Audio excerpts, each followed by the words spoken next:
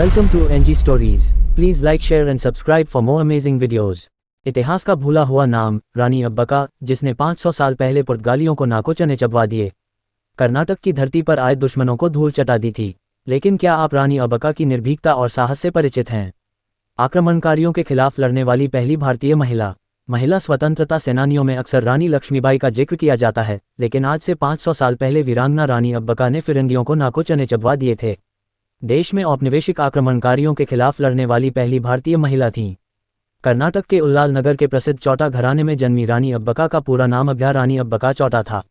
रणनीति और ज्ञान की धनी थी रानी अब्बका।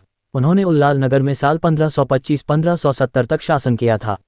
उस समय उल्लाल में पितृवंशीय परंपरा की जगह मातृवंशीय परंपरा थी। इसी के चलते रानी अब्बका ने सिंहासन संभाला था। उन्होंने घुड़सवारी, तलवारबाजी और धनुर्विद्या में महारत हासिल की हुई थी। इसके अलावा कैसे एक मजबूत रणनीति के तहत अपने साम्राज्य को चलाना है, इसका भी बखूबी ज्ञान था। उनकी रणनीति दुश्मन को अबूझ बनाए रखती थी। रानी के शासनकाल में व्यापार से फल फूल रहा था उल्लाल। रानी अब्बका ने मंगलुरु की बंगा रियासत के राजा लक्ष्मप्पा अरसा संग शादी की थी। पति से रिश्ते खराब होने के बाद अलग हो गईं और वापस उल्लाल आ गईं। एक तरफ वो पति से अलग हुईं और दूसरी तरफ उनके पति ने देशद्रोह करते हुए पुर्तगालियों से हाथ मिला लिया था।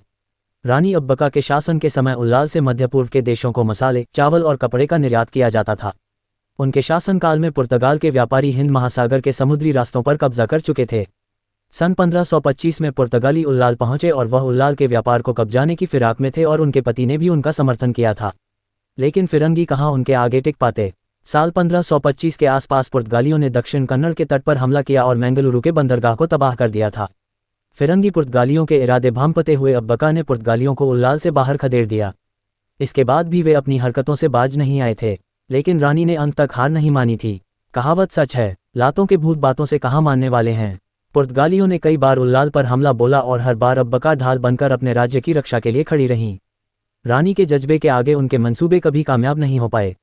पर 1570 में इनके पति लक्ष्मप्पा ने रानी से बदला लेने के लिए पुर्तगालियों की मदद की, जिसका नतीजा ये हुआ कि रानी अब्बका लड़ाई हार गईं और उन्हें कैदी बना लिया गया। कैद में भी रानी अब्बका लगातार विद्रोह करती रहीं और लड़ते लड़ते ही उन्होंने जीवन त्याग दिया। अब्बका के समृद्ध राज्य पर पुर्तगालियों ने जब हमला किया, अब्बका ने अपने शौर्य और रणकौशल से उसे नाकाम कर दिया और अंत में पुर्तगालियों को कर्नाटक की भूमि से भागना ही पड़ा।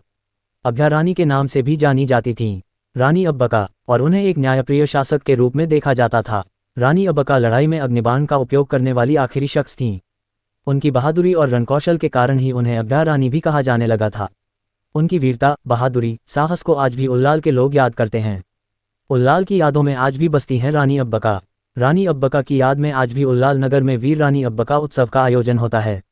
इस आयोजन में बहादुरी की मिसाल पेश करने वाली महिलाओं को वीर रानी अब्बका प्रशस्ति पुरस्कार से सम्मानित किया जाता है। हमारे इतिहास के पन्नों में इस महान वीरांगना के नाम को वो स्थान नहीं दिया जो इन्हें मिलना चाहिए था।